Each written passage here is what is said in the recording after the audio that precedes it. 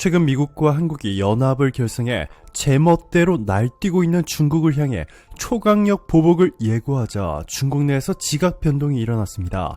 시진핑이 속해 있는 중국의 절대 권력당인 공산당에 시진핑을 퇴출시키고 새로운 지도자를 선출해 미국 그리고 한국과의 관계를 완전히 바꿀 것이라는 중국 내 전문가들의 폭로가 나왔습니다. 그동안 시진핑 국가주석의 눈치만 보며 몸을 사렸던 중국 공산당 고위 인사들도 일제히 들고 일어나 쿠데타급 반란을 일으키기 시작한 것인데요. 지금부터 이 놀라운 내용 최고 수익률에서 단독으로 여러분들에게 전해드리겠습니다. 그동안 시진핑 중국 국가주석의 눈에 띄지 않으려 몸을 사려왔던 중국 공산당 당원들. 자, 그런데 고위 인사들을 포함해 수많은 공산당원들이 쿠데타급 반란을 일으키기 시작한 이유는 크게 세 가지가 거론되고 있습니다. 첫 번째는 시진핑 국가주석의 선을 넘은 감시 때문이었습니다. 시진핑은 인공지능 기술까지 동원해 공산당원의 충성심을 수치로 측정하기 시작했습니다. 아무리 중국이 공산국가라지만 북한보다 더 심각한 사상검열 측정 시스템을 도입하자 중국 공산당원들도 더 이상 참지 못하겠다며 반란을 일으킨 것인데요. 중국 정부의 지원을 받고 있는 중국 인공지능 연구소가 AI를 이용해 사람의 얼굴 표정과 뇌파를 인식해 사상 및 정치적 교육의 수용 수준을 식별하고 공산당원의 충성 수준을 평가할 수 있다라는 충격적인 내용을 발표했습니다. 영국 매체인 텔레그래프가 보도한 내용에 따르면 중국 안휘성 허페이시에 있는 허페이 종합국립과학센터는 지난 7월 1일 창당 100일주년 기념을 맞아 홍보 영상 한 편을 공개했는데요. 해당 영상에는 너무나도 충격적인 내용이 있었습니다. 사람의 표정과 뇌파를 읽어내 사상적, 정치적 교육의 수용 수준, 즉 공산당에 대한 충성심을 식별할 수 있는 AI Smart Political Education Bar에 대한 성과가 담겨 있었던 것. 허페이 중국과학기술대에 위치한 허페이 종합국립과학센터는 안휘성 산하연구산업기관으로 2019년 12월 중국과학원과 안휘성 정부가 공동 설립했습니다. 2분 12초 길이의 영상에는 한 연구원이 유리로 덮인 실험 공간에 들어가 얼굴 인식, 피부 전기 반응, 뇌파 반응 등의 생체 인증을 받고 이 결과를 AI가 주의력의 학습과 감정 식별 점수로 평가해 그 평가를 근거로 추가 교육을 위한 개별 추천사항을 작성합니다. 영상에서 연구원은 당을 위해 충성하고 과학 연구로 국가에 보답하고 있다. 이러한 혁신은 당 건설 작업에 새로운 사고와 에너지를 불어넣고 있다라고 언급했습니다. 매체에 따르면 허페이 종합국립과학센터가 마인드 리딩 AI 기술로 공산당원의 충성심을 테스트할 수 있다라는 충격적인 발표를 했습니다. 이뿐만이 아닙니다. 중국 공산당원들이 반란을 일으키기 시작한 두 번째 이유는 시진핑의 완벽한 외교 실패 때문이었습니다.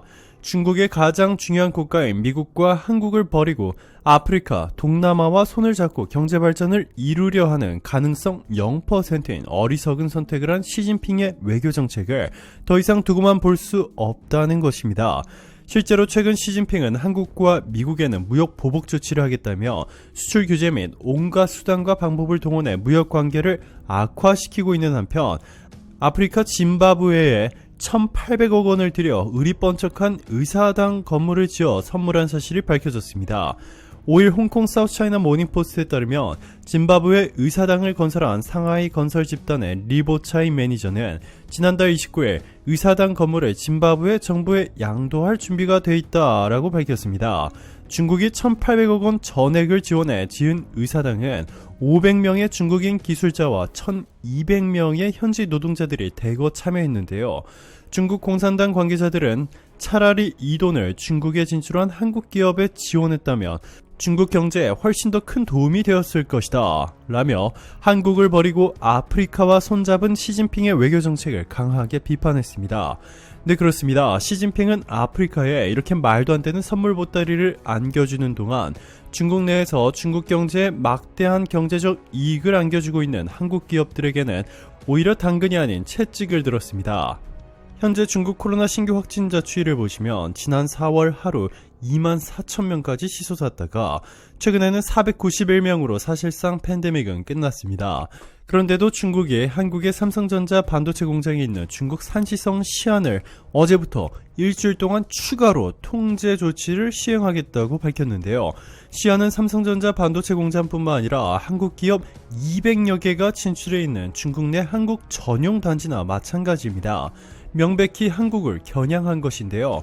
중국 내 지역별 코로나 신규 확진자 수를 보시면 가장 많은 곳이 바로 안후이성과 광둥성 그리고 푸젠성입니다. 그런데 이 지역들에 대한 봉쇄 조치 강도는 하향 조정하고 있는 반면 삼성전자 반도체 공장과 한국 기업 200여 곳이 몰려있는 이 산시성에서 나온 신규 확진자는 단 한 명이었습니다. 심지어 산시성에서는 지금까지 사망자가 단 한 명도 나오지 않아 중국 내에서도 가장 안전하며 평소 코로나 대응이 가장 뛰어난 것으로 평가받았는데도 이렇게 강력한 봉쇄 조치가 시작된 것은 시진핑이 한국에 보복 조치를 취했다고 할 수밖에 없습니다. 조만간 한국의 SK하이닉스 공장에 있는 장수성 우시도 봉쇄할 수 있다는 보도가 쏟아져 나오고 있는데요. 이렇게 중국이 유독 한국 기업에만 강도 높은 보복 조치를 취하자 결국 삼성이 칼을 빼들었습니다. 삼성전자는 중국 내 임직원을 절반으로 줄이는 파격적인 결정을 내렸습니다. 미국과 한국 공장에서는 고용 인원을 대폭 늘리는 한편 중국에서는 총 직원 절반 가까이를 내보낸 것입니다. 삼성전자는 중국 내에서도 최고의 직장으로 꼽혀왔습니다. 연봉이 대다수의 중국 회사들보다 압도적으로 높을 뿐만 아니라 계급 체계를 없애고 직급과 관계없이 서로 존중하는 기업 문화에 야근이 없고 근로자의 복지 수준도 최고 수준이기 때문에 중국인들 사이에서도 삼성전자는 가장 입사하고 싶은 기업으로 꼽혀왔는데 한국을 버리고 아프리카와 손을 잡는 시진핑의 잘못된 외교 때문에 하루아침에 수만 명의 중국인들이 양질의 일자리를 잃어버리게 된 것입니다. 자, 그런데 이것은 시작에 불과했습니다. 그동안 중국은 한국이 자신들의 마음에 들지 않는 행동을 하면 수출 규제를 하거나 한국 기업들이 중국에서 사업을 정상적으로 하지 못하도록 통관에 태클을 걸거나 사업 인허가를 내주지 않는 방식으로 보복을 해왔습니다. 자, 그런데 최근 미국이 한국과 함께 연합해 중국이 한국에 했던 방식 그대로 중국에 강력한 보복 조치를 하겠다는 폭탄 발표를 했습니다. 뉴욕타임스는 5일 전현직 미국 정부 관계자들을 인용해 조 바이든 행정부가 중국에 대한 수출 통제 조치의 적용과 범주를 대폭 확대할 계획이라고 보도했습니다. 뉴욕타임스에 따르면 바이든 행정부는 기존 수출 통제 조치의 대상과 폭을 넓혀 사실상 무기화에 나설 계획인데 중국을 완벽하게 옥죄기 위해서는 한국의 역할이 매우 크기 때문에 한국과 연합해 중국에 대한 압박을 시작할 것이라는 전문가의 주장이 나왔습니다. 실제로 현재 중국이 수입하는 반도체 중 29%가 대만, 한국이 26%의 비중을 담당하고 있습니다. 대만과 한국이 중국의 반도체 수출을 끊어버리는 순간 반도체가 꼭 필요한 스마트폰, 컴퓨터, TV, 냉장고를 비롯해 심지어 자동차도 생산하지 못하게 되어 중국 경제가 완전히 마비되어 버립니다.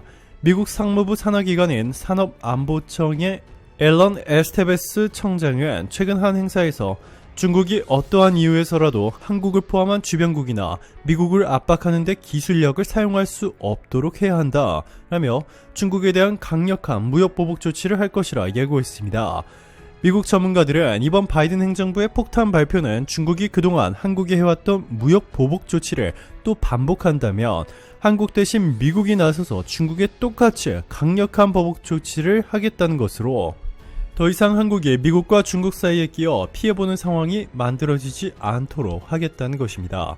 중국을 겨냥한 미국의 보복 조치는 이것이 끝이 아닙니다. 단순히 미국만 중국의 보복 조치를 취하는 것이 아니라 한국과 대만, 호주, 덴마크, 노르웨이 등이 함께 중국에 대한 수출을 전면 통제해버리는 수출관리 이니셔티브를 출범하겠다고 밝혔습니다. 추 유럽연합도 여기에 참여할 것으로 전망되고 있는데요.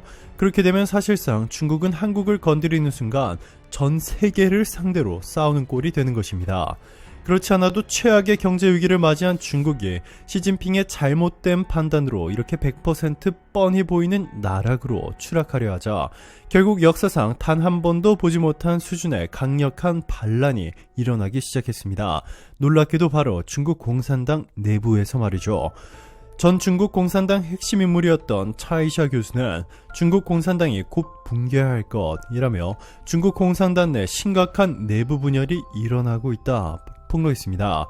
이어서 그녀는 미국 정부는 중국 공산당의 갑작스러운 붕괴에 대비해야 한다.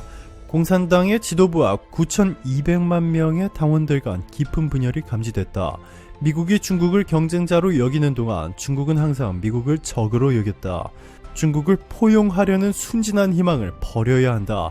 시진핑 주석은 마피아 두목 같고 공산당은 정치적 좀비가 됐다 라는 폭탄 발표를 했습니다. 오늘도 감사합니다. 최고로 멋진 하루 보내시길 바랄게요.